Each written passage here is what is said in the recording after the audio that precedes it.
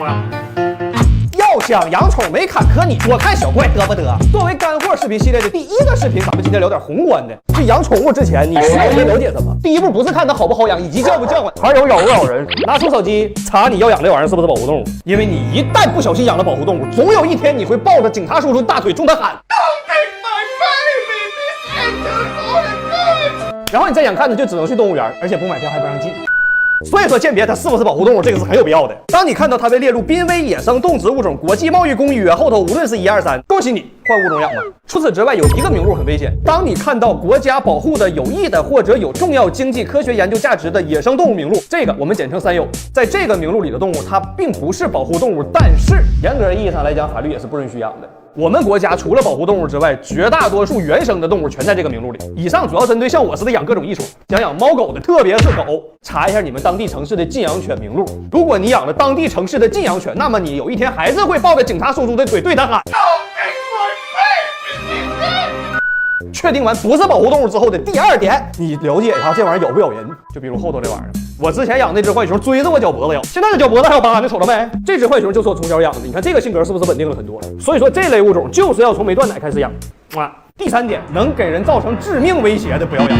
当然我没有这个资格劝大家，我这又电鳗又来文章语的我，但是都别劝我啊，那玩意儿我有病，你们也有病啊。如果以上几点都确定了，接下来我们就可以考虑这个玩意儿吵不吵，好不好养，以及臭不臭。我目前总结出来的经验啊，鱼一点不臭，但是海鱼死了之后，你家里会有海鲜屎的味道。猫基本没啥味儿，看情况要对公猫除外啊。狗香喷喷，拉完粑粑然后打滚卷自己一身的那种不算啊。啮齿类动物骚臭的，但是由于体型不大，所以说味道还可以。浣熊、狐獴这种杂食性的肉食类动物，那个粑粑的味儿就很特殊。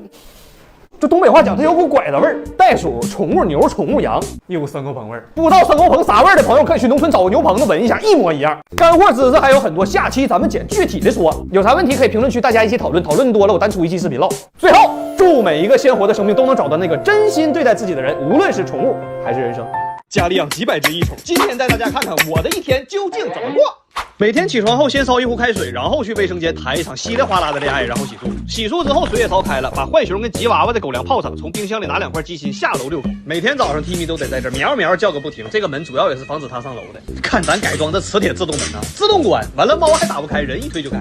给奥利奥套上绳，准备冲刺。奥利奥每回上楼的时候都会把这个门撞开，我要是一把没抓住，咣当撞墙上，我媳妇就得被他吵醒。拿上鸡心，还有我的 Super 捡屎袋，看一眼捕鼠笼又抓没抓着耗子。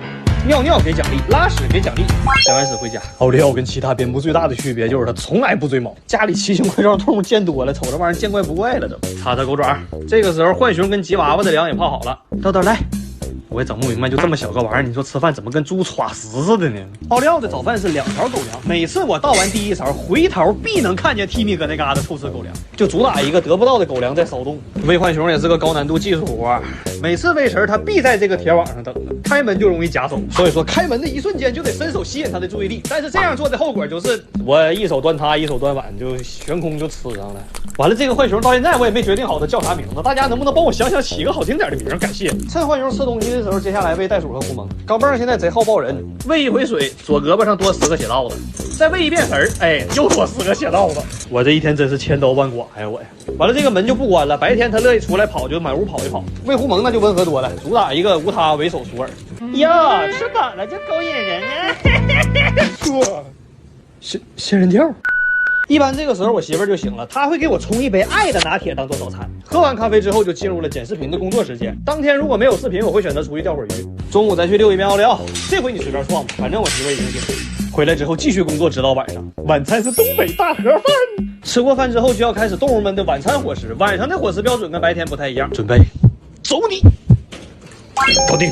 奥利奥的晚餐会有一块我给他自己做的狗馒头，微波炉给他化开热透，浣熊粮和吉娃娃粮都给他泡上，冰箱里拿出袋鼠每天晚上吃的水果胡萝卜给他放在这儿晾到常温。趁这功夫抓紧喂一下狐獴，咱这戳着铲食盆的功夫可以说是炉火纯青。啪，你还必须得咳一下，抖了灰，不好使啊，都给我挠出血了，还有脸喵呢。狐獴跟 Timmy 一样，吃的都是猫粮，再给它放回去，然后抓一把草喂土拨。你给我下来！黑尾土拨鼠是草食性动物啊，它其实对雪饼、坚果啥的不是很感兴趣。然后喂电鳗，呀，脏了，换水，最后捞出来的泥鳅喂电鳗啊，就你们了，走。在我这儿的生存法则那是物竞天择，愚者生存，太尖的就不能让它活到最后。我这红中脚也喂一下子，这个是全世界最凶猛的一种角蛙，那后面那是蜕的皮，不是拉的屎啊。看看，泡开，常温。OK， 你继续抓食吧，豆豆。另外，咱那个尾巴的大小就没有摇的必要了吧？没起好名的浣熊吃饭，哎呦我的妈！对于抱着锅吃饭这个形容句，脑子里有了更具象化的画面。钢镚来，宫廷胡萝卜，卖油翁也有把油到湖外头的。疼啊！又多30多个口子。一会儿直接点福碗胳膊上浇吧。我上辈子是开车撞死袋鼠了吗？这辈子让袋鼠这么霍霍我啊！哎，我一猜你就得搁那儿。哎，胡蒙和主播数着睡着了。头睡觉前最后溜一遍奥利奥。外头下大了，我就把车开出去，让它在车库里尿。擦脚、脱尿，把车往车库里倒，然后把宠物用的碗通通洗干净，顺便洗个漱。浣熊和吉娃娃的碗放水壶旁边，方便明天早上泡狗粮。然后回屋睡觉，结束这劳累的一天。完事儿。今天咱们测试一下，让宠物沟通师跟异宠沟通，能不能沟通明白？1小时500，这视频拍摄成本有点高啊。转账，我看我家这点玩意儿，它能整明白不？先来个基础款的啊。老师啊，最近俺家狗有点淘啊，你帮瞅瞅咋回事呗？它想啥呢？一天呢？跟你家狗聊完了，他说他满脑袋就想玩，还有你那个绳啊，他不喜欢，他想换个粉色的。心理学，他肯定知道我这种猛男是不可能用粉色遛狗绳的，难度升级。老师啊。这几个玩意儿，你看看他想啥呢呗？聊的也不太乐观呢。他们你一句我一句的，那都一起说，我能听清吗？你让他们一个一个说呗。高手，说的一点毛病没有。老师啊，这玩意儿前2天咬我一口，就是你问问他，他当时是什么样的心态，就朝我下的口呗。他是个小男孩吧？我听他说那意思，他咬你怎么是把你当成情敌了呢？据他形容的是看上那个就挺好看那个后腿挺长那个动物。后腿挺长那个是袋鼠。另外，老师我就没整明白，就是一个北美的物种啊，你是怎么跟他就是拿中国话去沟通上的呢？我年轻的时候英语过6级了，美式发音正经不错呢。不是袋鼠，他说后腿是白色的，跟你一样站起来走的。我媳妇儿啊，不，我养你这么长时间，你看上我媳妇儿了？出绝招。这么的，老师，最后你再帮我看一下这个小玩意儿，就是他现在此时此刻心里面什么想法呗？哎呀妈呀，你家还养袋鼠啊？刚才他跟我说了一堆，我捋一捋啊。缓兵之计，估计正搁那编呢。老师，那个就是澳大利亚的语言你也有所涉猎是吧？就你们刚才是拿那个澳语跟那嘎的就交流呢吗？就？哎呀，这玩意儿跟动物沟通嘛，它也不分语言呢，主要就是精神层面的对话。没有语言，但是我明白他们啥意思。他就说他想喝奶，不想断奶，他还把你当妈妈了。然后可能年龄小的事儿，他没咋会说话，咿咿呀呀的说了一大堆，我就听明白这点。这好像是真有本事的这个。你正常谁能看看视频，你就什么喝奶断奶啥的？我确实最近给他还断奶呢。老师，您平时玩那个短视频啥的不？那个有没有账号？我关注一下，我学习学习。复制，粘贴。回关。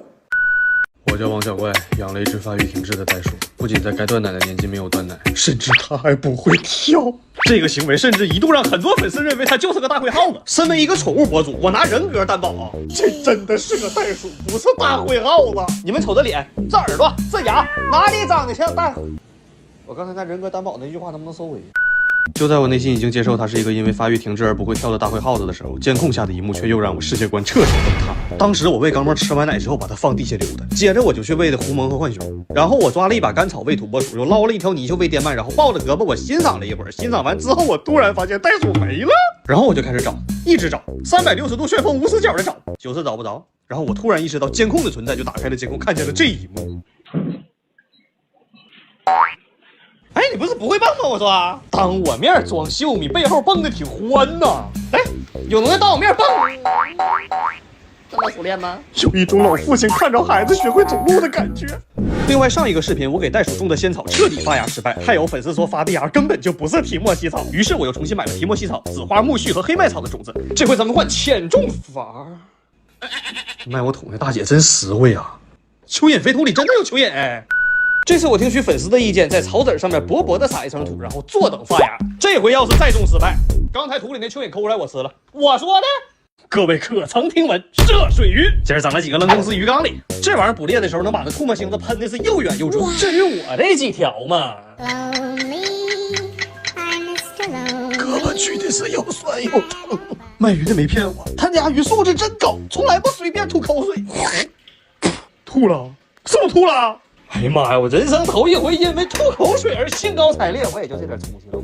哎呀，胳膊撑不住了。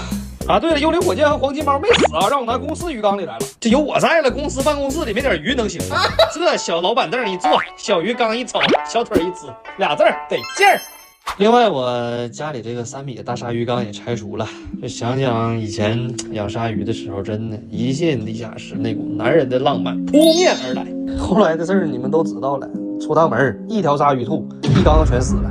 再加上11月份鲨鱼入宝了，咱不能养了。我又实在想不出来这缸还能养点啥，索性就拆了，腾地方养点别的吧。这缸是1年半以前8个老爷们儿一片一片玻璃从地下室的窗户给抬进来，粘了1天，晾了1个月才能用。现在也是一条一条的拉筋给砸碎，再一片一片玻璃给拆开。这条视频也是想呼吁大家爱护海洋动物。大家有没有思考过，鲨鱼这种海洋霸主怎么会突然数量锐减到需要被保护了呢？我觉得仅代表个人意见哈，俩字儿：鱼翅。现在又多俩字儿：海水。